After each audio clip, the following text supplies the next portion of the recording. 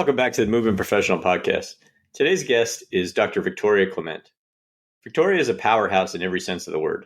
From navigating her own journey through pelvic and lower back pain to building a mobile and hybrid pelvic health practice that serves a crucial role in the perinatal and athletic communities. She's someone who truly bridges the gap between clinical care and real-world function. Not only is she a pelvic floor physical therapist, but she's also trained as a doula and competes as a strongwoman herself.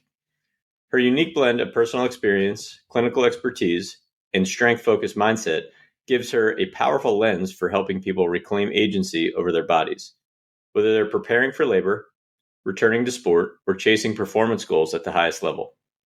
In this episode, we'll dive into how her own pain became a catalyst for professional transformation, what it took to step away from the traditional PT model, and how she's redefining pelvic health for athletes and new parents alike. Let's get into it. Welcome back to the Movement Professional Podcast. I'm here today with special guest, Dr. Victoria Clement. Dr. Clement she's a pelvic floor physical therapist. She's been working for quite a while, so she's going to tell us all about what she does, and we're going to be working closer together. So I'm very excited about that. And hopefully we can, enhance each other's skills as we're close by.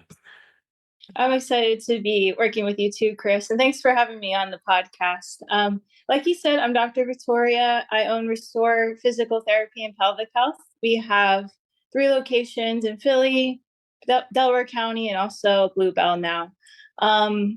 It kind of helps if I start with my story. Please. To explain how we got to where we are and how we do things and why we do things.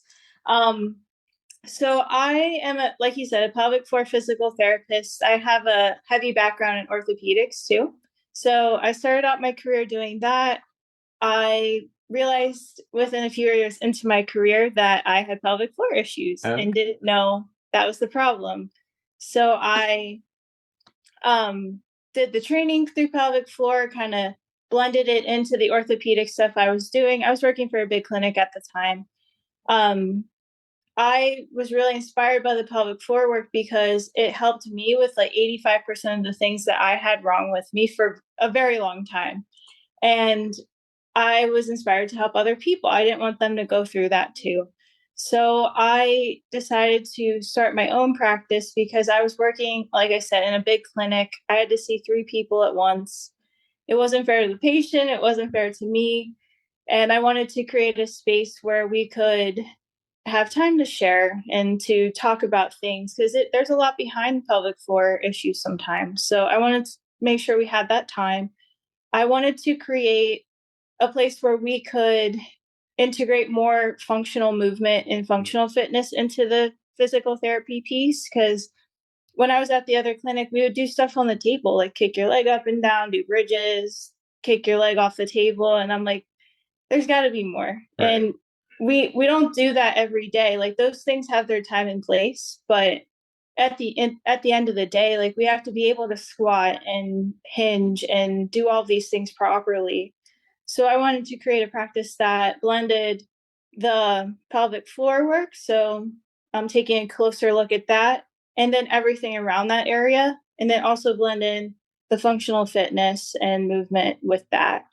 So I actually started my practice just driving around on the main line. And in Roxborough, I had a table that I took with me and a couple of things. I would go to people's houses and eventually ended up in Manayunk first, working with a gym over there. They've been great. They do functional fitness as well. So they had all the equipment. And then I was working there for a while and I would see a lot of postpartum women come through. And some were really great and some were in a little worse shape.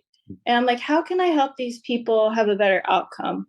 So I've never had kids myself yet, but I know that there's a lot into it, like biomechanics wise. So I took a doula course to be able to learn that stuff a little bit better. Blend that in with the orthopedic strengthening that I do, like help people become more prepared during their pregnancy. And it's been great. I've gotten to see for myself, like what goes on in the labor and delivery room. I got to work with a lot of people during their pregnancy to help that experience be much better, much smoother. They come out of it feeling more empowered, even if it ended in a C-section, even if there were bumps along the way, they're more prepared. With the doula education and the strength training. And then that postpartum experience was a lot different. Sure. And that's how we ended up where we are today. I've hired other people. We've been able to expand the way we do things. People are liking it. So awesome. I feel like I'm going to learn a lot from this conversation too, because through my career, I've always referred out to pelvic floor therapists, but I can't say like, I've never gone through, been a patient or anything like that. So I just sort of like leave it in your hands a lot of times. So what did you say like the missing link was? You said you were a patient yourself at one point, and you felt like your own experience is sort of what catapulted you towards the practice that you have today. What did you feel like the missing link was that you got from that pelvic floor therapy that made you wanted to start your own practice? I spent lots of years working on my back and on my hips. Mm-hmm. I was in a lot of pain. I couldn't lift. And nobody ever like mentioned it to me. Oh, you can look at the pelvic floor. That's a big part of that area. And it is. It's something that's like, you might as well black it out in the textbook because they just gloss over it in school. Right. The pelvic floor itself was the missing piece for me. So like to give you a little bit of an idea, I had like back pain, hip, sciatic stuff. I had leaking, pain in my pelvis, and working on all that stuff helped a bit. But like the last piece of it was that pelvic floor. And is it like manual context from the therapist, or is it just that like that was something that was at least talked about finally and it hadn't been talked about before? In my case, it was something that hadn't been talked about before. So like I had seen many people about these issues, like doctor wise, they're like, oh, like you just need to lose some weight, or oh, you just need this medication, or oh, it's part of being a woman sometimes. Like it wasn't on my radar that I could get help for it. Gotcha. Awesome.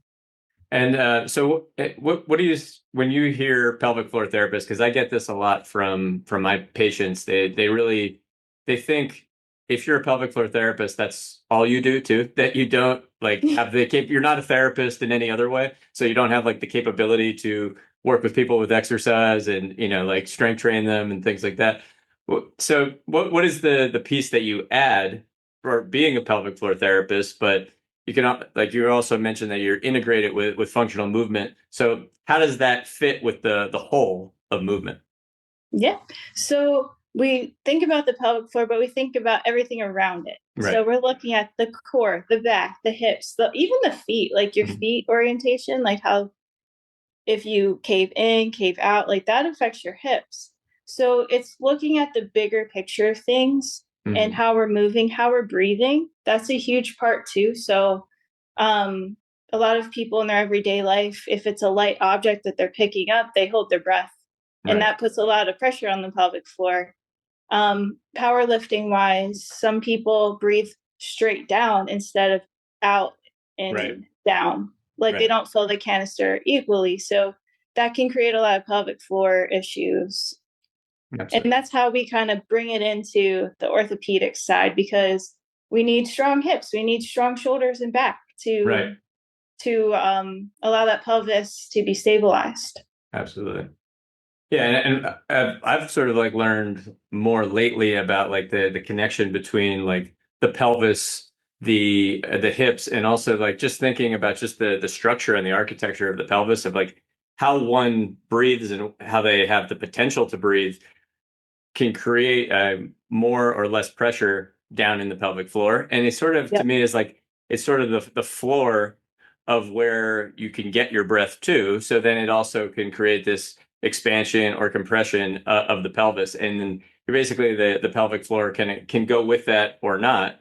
And certainly early on in my career, the only thing I thought about with the pelvic floor was just a Kegel. Right, that's the only thing. And I remember having like 1 hour of women's health. They called it women's health in PT school, and that's all we talked about was Kegels, and not really appreciating it and where it fits in the whole. But for me, any understanding I have is really just like an extension of the breath and how valuable that is, and how like the breath can kind of take you wherever you want to go with movement, but it is such a foundational aspect of it. But I always do feel like that you could put contact to other parts of the body as a therapist, but like that's one thing that I think like a pelvic floor specialist, you have that ability to actually kind of see what's going on down on that floor, which is basically a part of core work. It's part of hip work. It's absolutely necessary. It's just a sensitive area. So you kind of need a specialist for that because not everybody wants to have that done, without somebody who is doing that on a regular basis. Right. And that was my experience too, which is Kegels one day in school, maybe 1 or 2 hours of it. Right.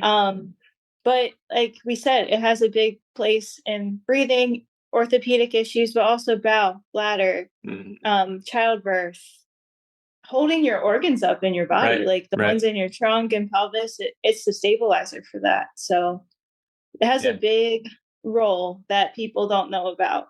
Yeah, absolutely. And so here's one of my theories, and you can kind of poke holes in this, as the way that I have conceptualized some things I will tell my patients about how we want the pelvic floor to work would be kind of like a trampoline. And then like you look, so like if you can get the breath, the inhale down low enough, you could create like sort of like a stretch response down there. So then the natural recoil of that would be on an exhale, and it allows for less need for the aggressive Kegel or the conscious Kegel. So is that where, like, that's sort of how I have things conceptualized right now. And also like one of the things that I've seen as just not something I'm treating, but I just see it as like a clinical complaint is a lot of times is incontinence with jumping, especially like in the CrossFit community with double unders. Just women after pregnancy is like they're just not as comfortable doing things where they have to land because they start to feel incontinence in a way that they just don't feel like they can control.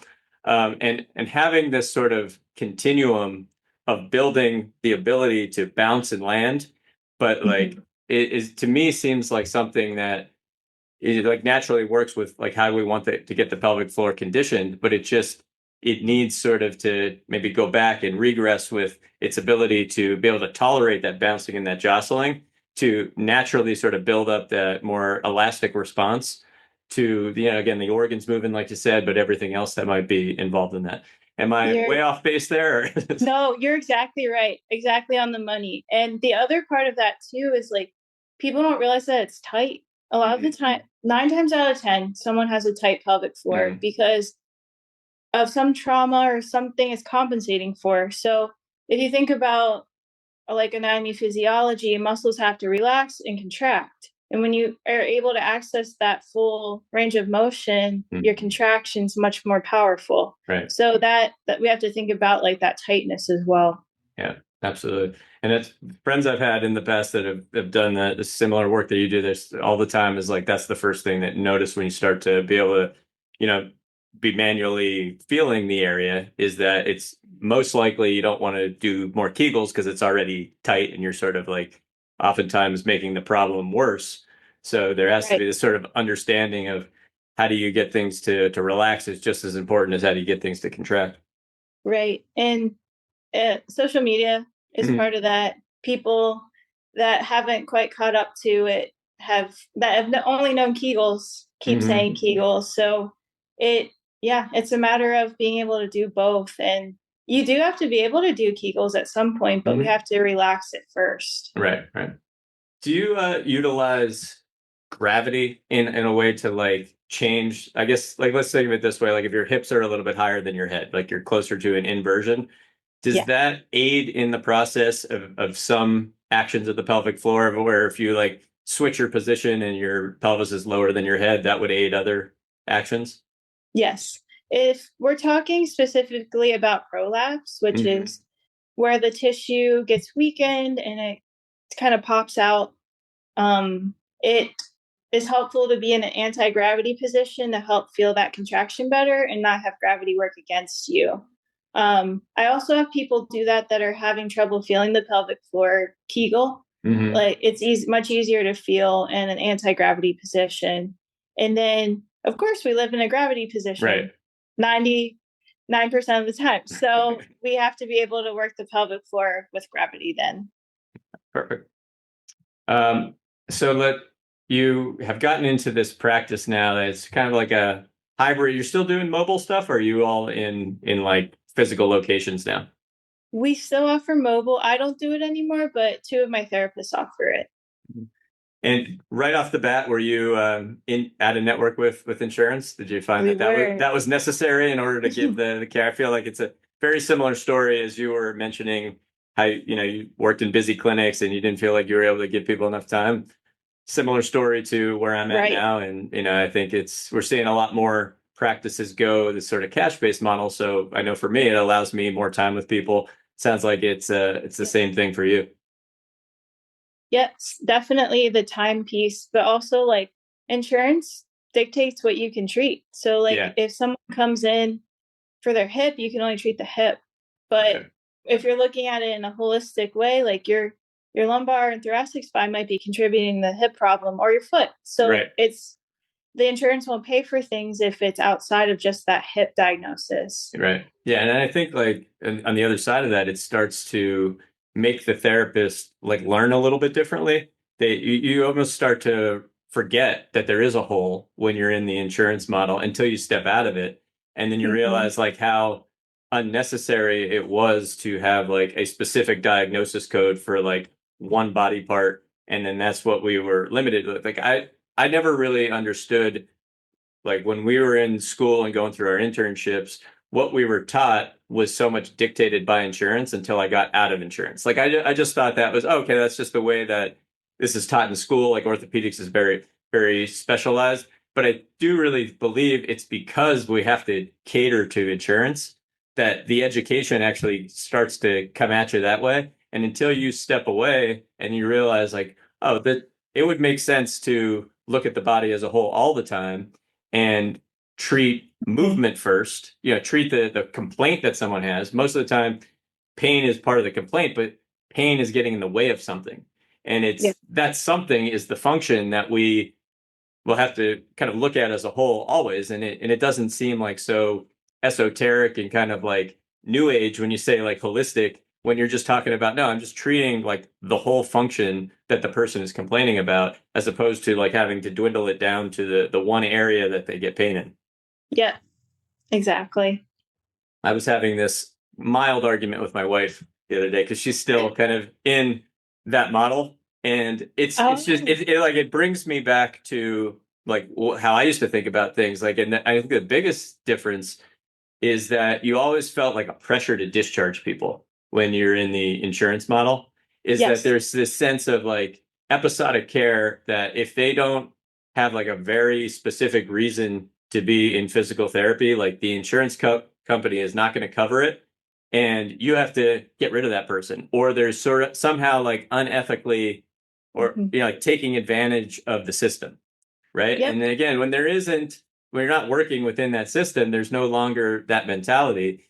And you just start to realize like I could always help this person, right? Like if I believe in what I do as like a movement professional, whether they're like very actively exacerbated with their symptoms or not, I can always tell them hopefully how to move better. I can always teach them how to move better because that's what I do as a professional. So there doesn't have to be this sort of like, okay, I'm rushing to get the person discharged.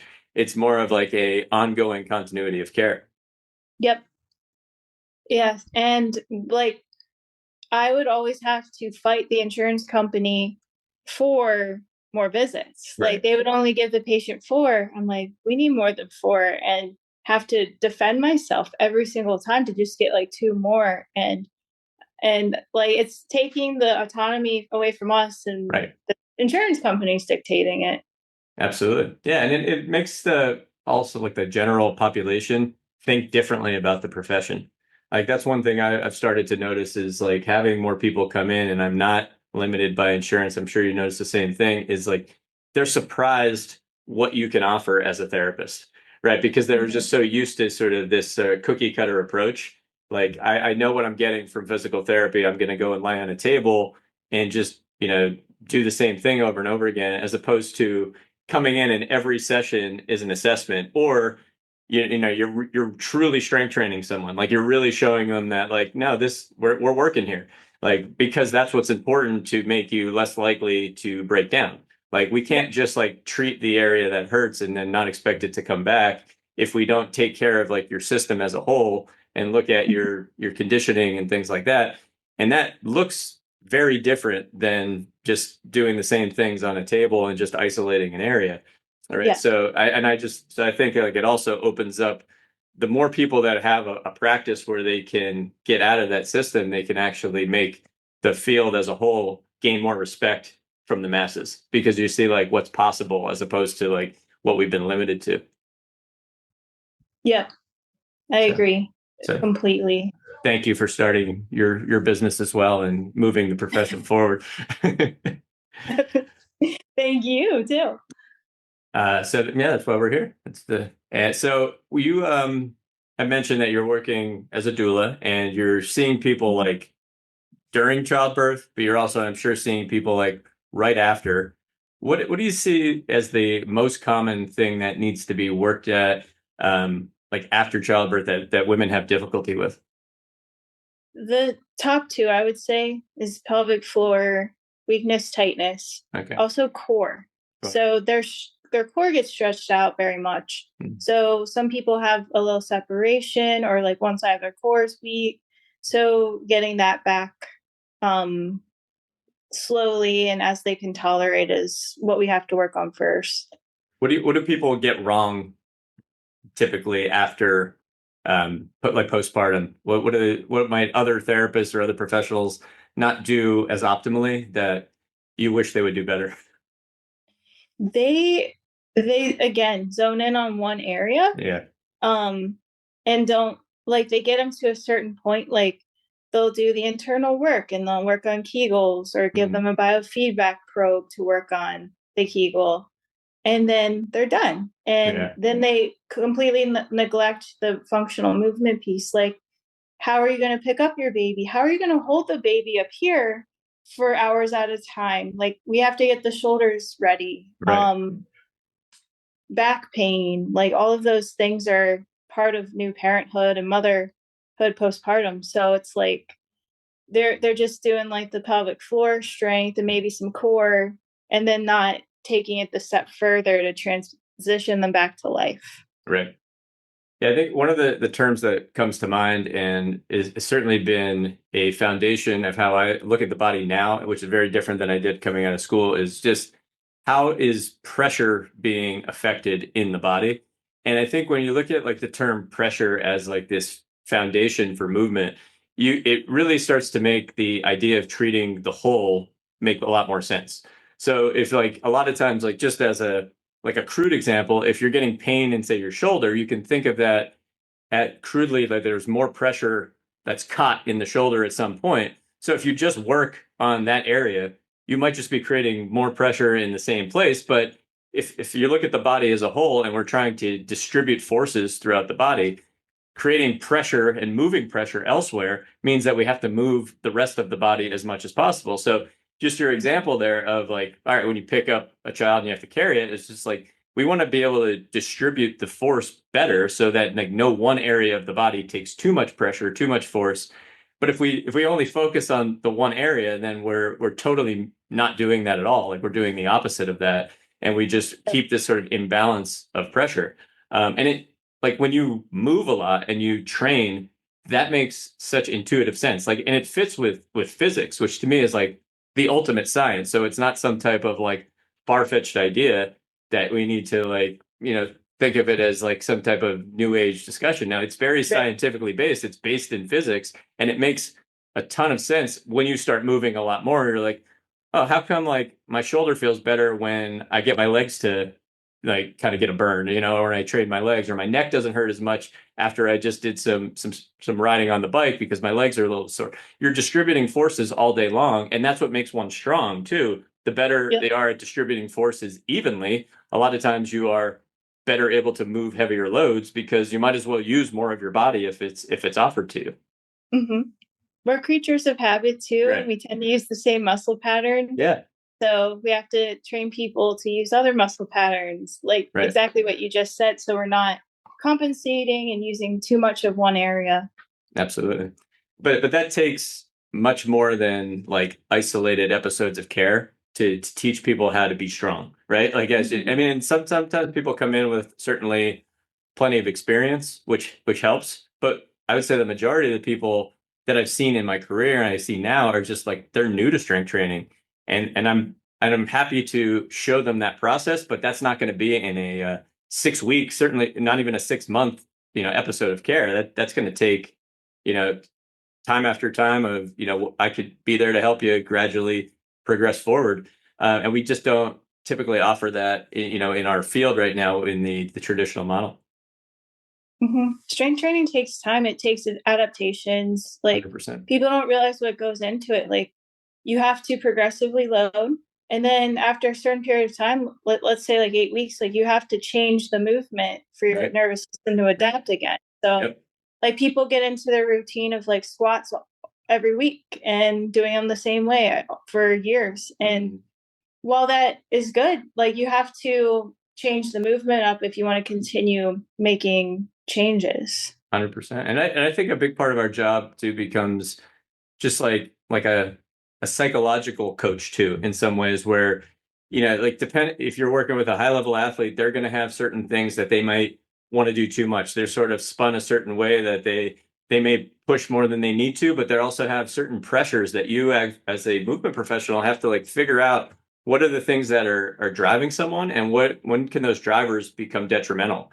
And then on the other side of it, when you have somebody that's brand new to training, usually they're a lot of times driven by fear, and you have to be able to get them to be more comfortable, more confident with the idea of moving weight, that it's safe to do that. It's much safer than not doing it, right? And just that takes a lot of time. That's certainly something that I really appreciate. You can't force that mentality, that motivation on people early on. That takes trust and time, and again, does not fit into this episodic care. It really is like, all right, I want the person to be consistent. That's all I care about. Like number one, if they're consistent, I feel like they're going to move forward eventually. But the consistency is key. So trust and time with somebody to educate them and show them what they are actually capable of is a big part of our job. I agree. So it's a segue to strength training. You're also a strong woman competitor yourself. I am. How's that shaped your philosophy around strength recovery, and just kinesthetically, how have you felt things differently since doing that type of training? It's changed my whole world around. So I used to be afraid to like see someone pick up a stone or like a like bring a keg to their shoulder and press it over their head, or have the yoke on their back compressing them. Like if you learn how to do the movement correctly with the technique, you can do anything. Like all that stuff looks scary to me, and then they like coaxed me along. They're like, you can do it, like this is how you do it, and like we build up the strength. So I apply that to PT too. Like I don't want people to be afraid to try things. Like you just have to learn how to do it correctly, build on that, and then you can really do whatever. Like I'm nobody special, I'm not like this big athlete, but I learned how to do the strongman stuff. Right. And then it seems like that type of training too, like when you say correctly, there's a different type of correctly for strong woman competition than there is for, say, powerlifting, right? And this Yep. is, I think, something that I've learned over time is like the more versatility in your movement approach, it's harder to say like what's correct and what's not, but everything sort of has an intention for the task at hand. But it also shows you that your body is way more resilient than sort of the basic rules we put into. It's like, all right, you're not supposed to round your back, or you're not supposed to like move your knees in this direction or that direction. It's like, it depends on the intention of the task. And as you're Yep. more versatile in your training, you learn not to, be so fear producing in your language, or that kind of fear producing language to say like, don't do it a certain way might not be so useful. But you also get a sense of like, no, the body's like really, really resilient. We just have to always sort of like kind of gradually get it used to these new things and allow it to adapt. And then you figure out like what's the best form for the task at hand to perform better. Yep. Yeah, you're right. It's different than CrossFit, powerlifting, like everything. You just have to learn how to do your specific activity the best that you can for your body. And we have to take into consideration everyone's body. So like some people have a longer femur. Right. Like length, and their squat looks so different than what mine would. My legs are really short. So you have to consider your personal qualities too. What movements do you excel at when it comes to strong women? Carries and deadlifting. Okay. Yeah. Cool. So which ones did you struggle with? Overhead stuff. I'm getting better at it. But the overhead, like, especially, like, I had to do a circus dumbbell. It's literally what you've seen at the circus, with, like, that strong man, woman with the beard, like, whoever comes out, and they have this huge, like, jumbo dumbbell, and you have to be able to put it and get it up here. And get under it. Like, that stuff's harder for me, and that it took more of a learning curve for me to get that. Does it feel like a stability thing at the top, like it's, or more of like the shoulder doesn't want to get into that position? It's how you use your body to get it there. Get it under it. Very cool. Like you said earlier, you have to use your whole body sometimes. Yeah. Awesome. Well, I hope that you can show me some of that stuff. Like, I want to add that into the mix. And now that we're next to, well, we have a playground here, we could definitely train that stuff, in the new spot. Cool. All right. So I think, this was very useful. I learned a lot from you, and I hope I will continue to learn about what you do, and as we work closer together. But I appreciate your time. Thank you, and I look forward to more conversations. Thank you. And anytime. All right. Talk to you soon.